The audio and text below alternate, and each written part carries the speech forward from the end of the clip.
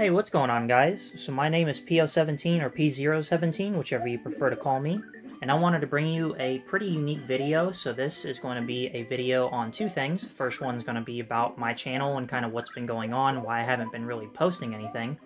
And the second part's going to be on this TV that you see in front of you. So we'll go ahead and get the first part out of the way. Basically speaking, I haven't been really doing very much with CRT TVs, video monitors, and the sort lately. I've actually been downscaling, so I've actually been getting rid of some of my sets, selling them off, you know, just making sure that they're good, and then giving them to new owners. But I also haven't had anything new come in, so I haven't really had any opportunity to explore and make any new videos on that sort.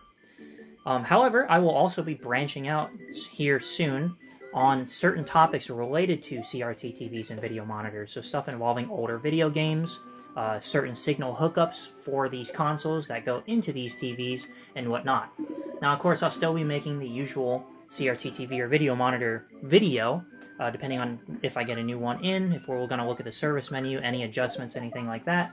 But overall, I'm going to be trying to, I guess, give you a little bit more entertaining content involving not just the TVs themselves, but also the stuff that we play with. So, for example, Super Mario World. 240p, beautiful game for Super Nintendo. Everybody loves that game. But anyways, we'll go ahead and start on the video on this particular TV. Now, something you might notice about this TV, so this is, of course, a Samsung. It is a small one. In fact, it's a 14-inch Samsung Dynaflat. But this one is very, very special to me.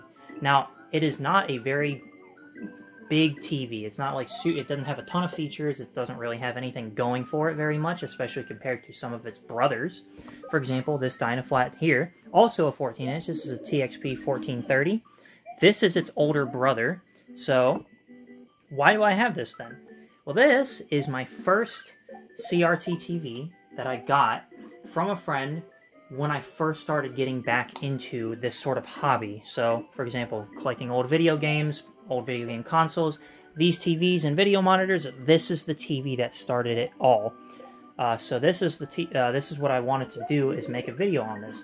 Now, it's been featured in another video of mine. It's just I never featured this in its own video, so this is going to be kind of an overview and just a good quick look at about my first TV that I've gotten into. Now, it's not my first ever TV. My first ever one was a childhood TV, was my JVC-D series. It was a 32-inch that was in the living room, but we're not going to talk about my childhood sets just because I don't have it. So we're going to take a look at this. Now, this particular model is a TXL1491F, if I remember correctly. Now, we'll take a look at the back and just to verify that. But alright, my bad. It was a TXL1491F, so I just wanted to make sure you guys knew that before I started rambling on. But anyways, we're going to take a look at the front, the sides, the back, just overall, see how it looks, and then see how the picture quality is, and just give my thoughts about it. So the first thing we're going to take a look at here is, of course, the front. So this is a Samsung Dynaflat, denoted by right there. But down here, you get your power button, as well as a power LED. This is a little IR port for your remote. Channel up and down, volume up and down, and a turbo button, which all it is it just bass boosts the audio. Now, the turbo sound on this is actually surprisingly good, so I use it kind of a lot. Of course, you have your front composite input with a headphone jack. This front composite input is tied into the rear composite input, and I'll show you that here in a little bit. Now, of course, this is also dual speaker, so this is 2 stereo speakers. And of course, we'll take a look at the side here. Nothing really to talk about on this side, but this is just the overall design. And of course, we'll take a look at the back here. Now, of course, you'll see the model TXL1491F. It's very similar to the TXM1491F. I'm not really sure what the differences are, but apparently that's just a thing. It was made in November 2001, so this is an older Dynaflat. It's one of the first generation ones, denoted by the fact that it has a black case, and of course, by the fact that it's made in 2001. Down here, this is your rear composite input, which is tied to the front composite input, so it's not 2 separate inputs. But to those with a trained eye, you may notice something. This is shaped like an RGB SCART port, and you're right. So I have a feeling over in Europe and other countries that got SCART, this is what they put it in rather than putting in composite back here. And of course, there is room to add other video ports up there if you wanted to. And I guess this was just made at the manufacturer's discretion based on what country it's going to. Now, of course, does that mean that this is RGB moddable? Well, actually, highly likely it is. And part of the reason why is because this set has an extremely similar chassis to the TV that Steve from RetroTech RGB modded, and that's the red Samsung that he did some videos on. So go ahead and check out those videos if you want to take a look at the insides and whatnot, because this is very, very similar to that. So if you're looking for a TV to RGB mod, this is one of the candidates to do so, most likely. I can't vouch for it entirely because I haven't RGB modded this thing or anything like that. Do I plan to? Probably not. But overall, what can I say? So anyways, besides that, let's go ahead and take a look at the video. Alright, so right now we're going to take a little bit of a look at the video quality. So like I said, this is Super Mario World running on my Super Nintendo at 240p, and of course this is through composite.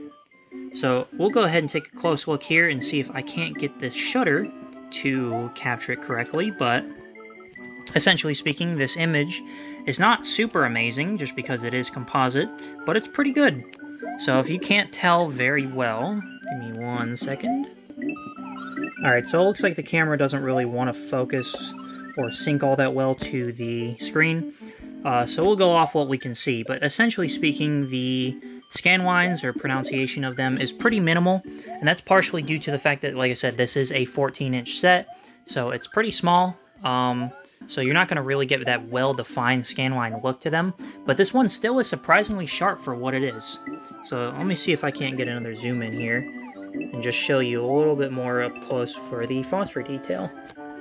And we'll also take a look at Mario here, just cuz. But yeah, overall, oh Jesus. It is a surprisingly good set for 240p. For 480i, it's also really good.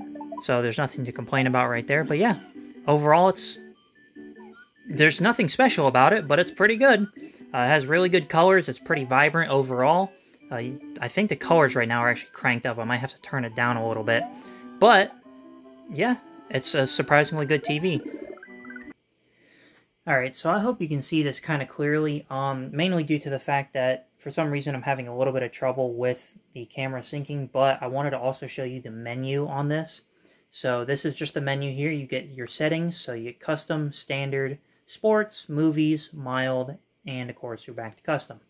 Custom, of course, is custom, so you can change all these: brightness, contrast, sharpness, color, and tint. Down here you have your time. Down here you have your setup for channels, which you don't really need to use, and down here you have your V-chip, which you also don't really need to use. So the only thing you really need to do is focus on video. Now I'm not going to go into the service menu for this one just yet, but if you do want to go into it, you are going to need two things. First off is knowing what the service menu code is, and second is having a TV remote. Now, speaking of TV remote, alright, so something I wanted to show you was this.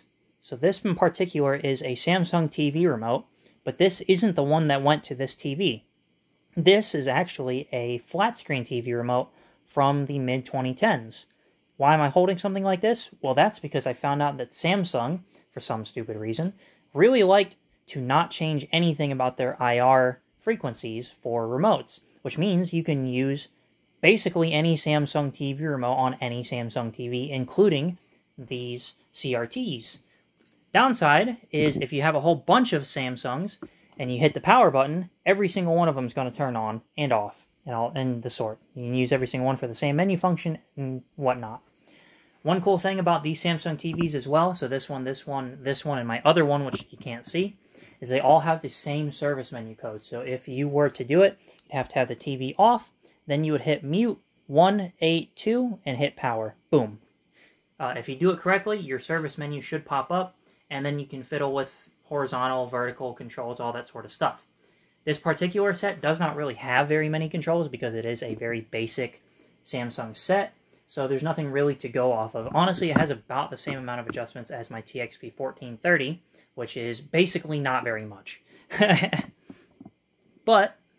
The one thing about this set that it does have is the fact that it has really, really, really good video quality. And I'll go ahead and show it to you up close here. So right now we'll go ahead and take a look at Artemio from 240p Test Suite. So like I said, this is running on composite through my Super Nintendo, and as we can see here, the image is surprisingly good. So this is what I mean by you can see the scan lines on the TV a little bit better. And overall, it's pretty good. Now, of course, with composite, you will get that usual composite rainbowing effect. This one I don't believe has any comb filter whatsoever. But the picture quality, so for example, the geometry and the convergence on the set is really, really good. So go ahead and go to monoscope, and I can show you right here. So just taking a look at the corners here, this one is a tiny bit off on the side here. You can't really tell very, very much, but it's so not really that noticeable that honestly, you can probably care less about it. But overall, the entire set for this geometry and convergence is really, really good. There's no bowing, nothing like that. There is a tiny bit of push in on both the top corners and a little bit of push out on the bottom corners. Unfortunately, you cannot fix that. Those are just corner adjustments that just aren't there on this set. But what you do get is a super nice, already surprisingly well set TV set. And with it having really good convergence too, you get an overall nice picture across the entire board. You're not going to lose out on any issues when you get closer and closer to the corners, or you're going to lose out on very little issues, I should say. So this set is already really good for being a flat screen CRT. And I know people have said in the past, you know, like flat screen CRTs, they're more susceptible to having geometry and convergence issues, which that is true. But if you get yourself a set that is very well calibrated, such as this one already, I didn't really have to do very much of this. I think I moved the horizontal just like one step over, and then I tilted the yoke a little bit on this one. And you have yourself a really good set. So that's just something to note with these things. Now, in terms of finding these things out in the wild, specifically this Samsung Dynaflat, kid you not, I haven't really found any other Samsung of this same type out in the wild. I don't know if they're just uncommon or anything like that, which likely they are. But if you do have one, please let me know. Now, there's not really much to go over after that. It's just really pretty much my final thoughts. But this TV, like I said, it holds a pretty special place in my heart because this was my first TV that got me back into all this sort of stuff. And I'm very happy for that. So if you have this TV, like I said, it's a TXL1491F. You might have the TXM1491F. Let me know down in the comments if you have something like this, how it performs, if it's any good. If you've RGB modded it too, send me a picture if you can of how it looks. But other than that, that's all I got. Thank you so much for watching this video and listening to me ramble on about this set.